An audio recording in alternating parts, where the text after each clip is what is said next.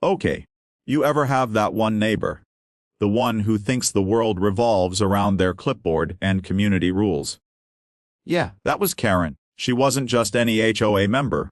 She was the self-appointed queen of lawns, fences, and misery. And me?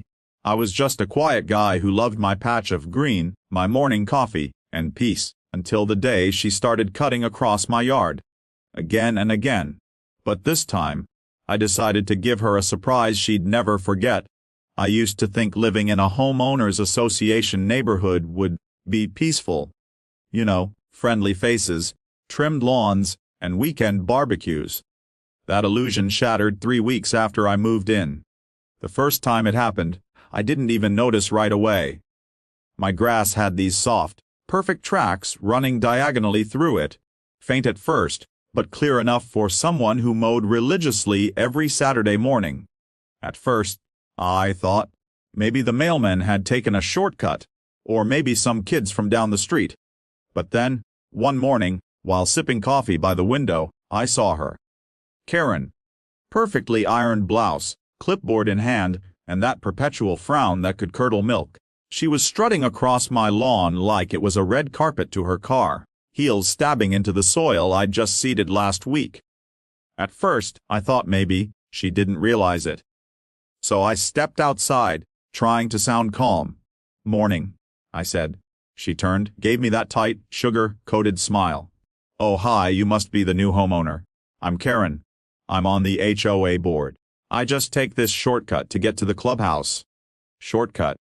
Through my property. I forced a polite laugh, though my jaw clenched. Right. Well, it's private property. I'd appreciate it if you could stay on the sidewalk.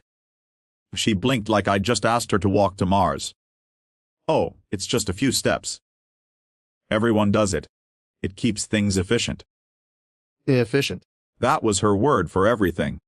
But I let it go. I didn't want to start a neighborhood war over a few footprints. That was my first mistake. The next week she did it again. Then again. And then I caught 2 other board members following her lead, cutting through my grass like it was a public park. Each time, I'd patch the dirt, reseed the grass, water it, hope it'd grow back. And each time, new tracks appeared. When I finally brought it up at the next HOA meeting, they laughed. Karen leaned back in her chair and said, "Maybe you shouldn't use cheap grass seed if it's that delicate." The others chuckled. I felt my face heat up, but I swallowed it. That night, sitting on my porch, I stared at those muddy footprints. They weren't just steps. They were disrespect. A message that said, "We don't care." That's when the idea began to take root. I wasn't a man for confrontation, but I was a man of quiet revenge, the kind that taught lessons without shouting. So, I started planning. I measured every inch of that path they walked. I checked city codes, local ordinances, HOA rules. And oh, the irony. It turned out I could install a decorative barrier, up to 3 feet tall without OA approval. The next weekend, I went to work. I laid out flower beds, roses with thorns sharp enough to make anyone think twice.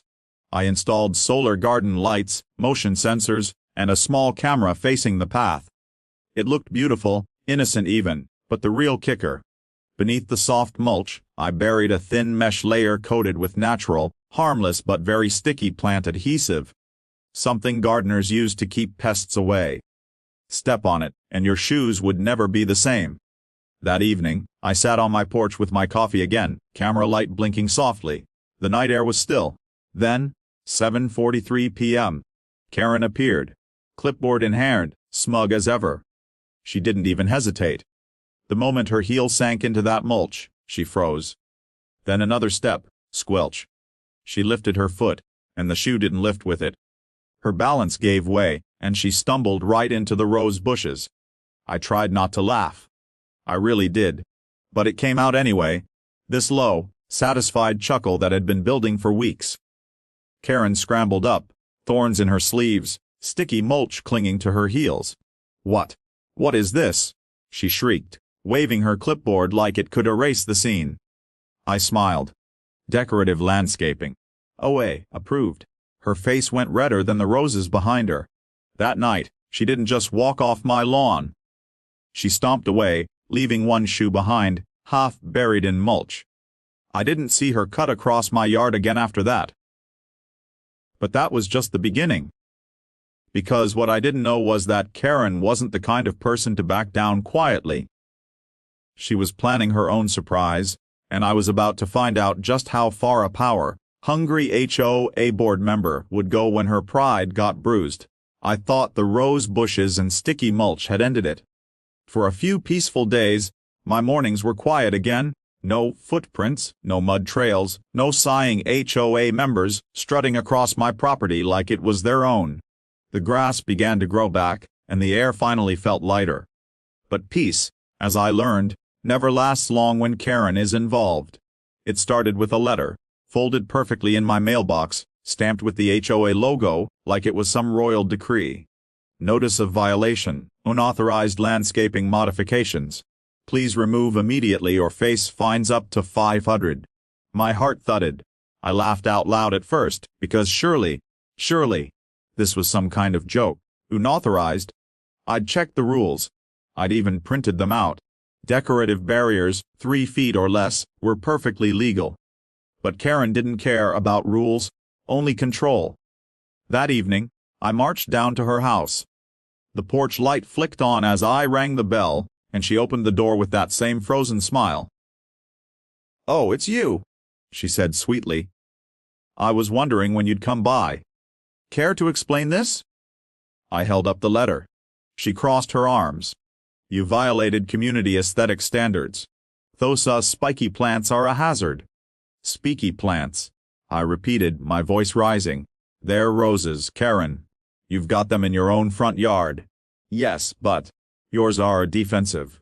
I blinked. "Defensive?" She gave a small shrug.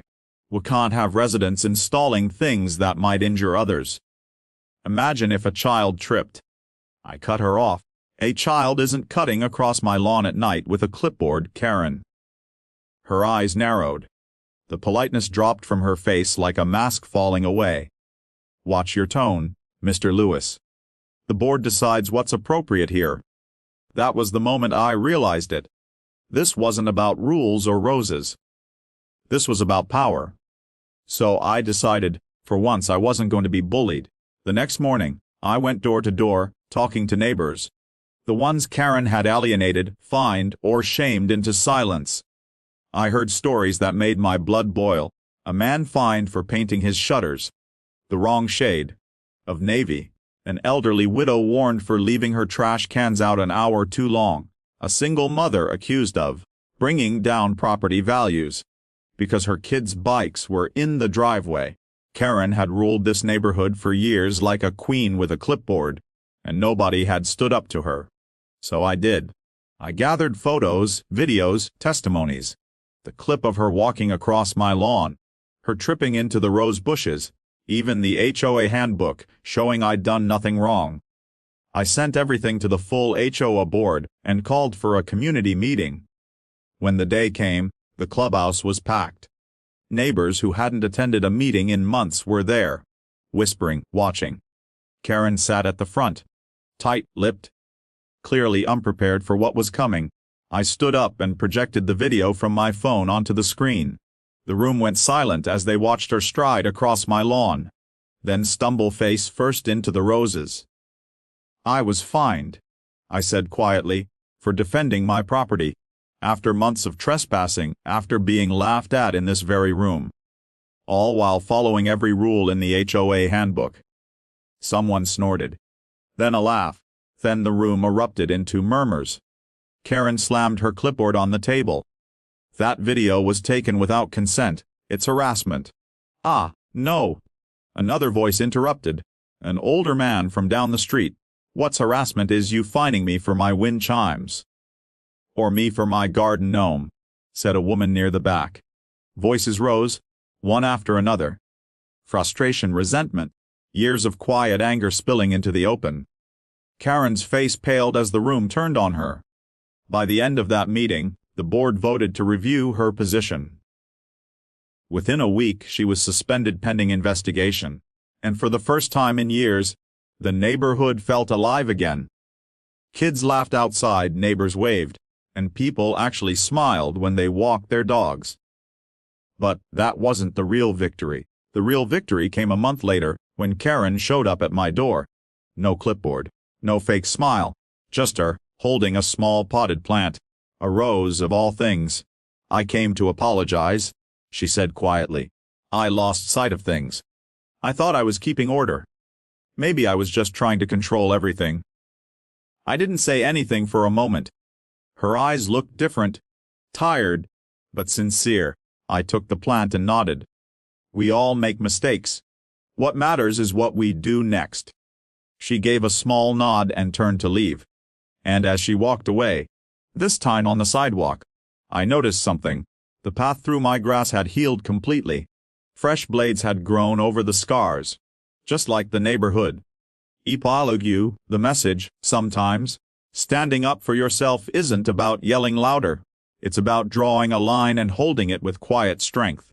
It's about saying, "This is my space, my peace, my home." Karen taught me something I didn't expect. That people who cross boundaries often do it, because no one's ever told them no. And when you finally do, you're not just protecting your lawn, you're protecting your peace. So yeah, the HOA kept cutting across my lawn. But, in the end, they learned, and so did I, that some boundaries are meant to stay.